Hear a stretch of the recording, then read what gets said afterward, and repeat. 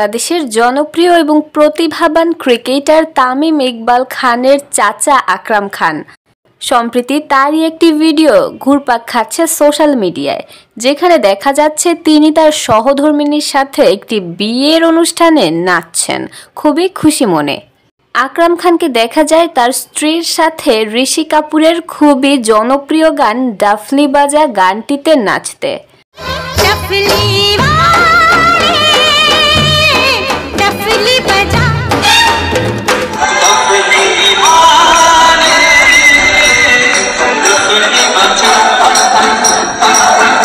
আকরাম খান বিসিবির একজন গুরুত্বপূর্ণ বোর্ড মেম্বার, সেই সাথে তিনি বাংলাদেশ ক্রিকেট টিমের সাবেক ক্যাপ্টেন। তাকে সব সময় বিভিন্ন জায়গায় দেখা গিয়েছে খুবই গম্ভীর রূপে। এইবার এই প্রথম তার এই রকম লুক ধরা পড়ল ক্যামেরার সামনে।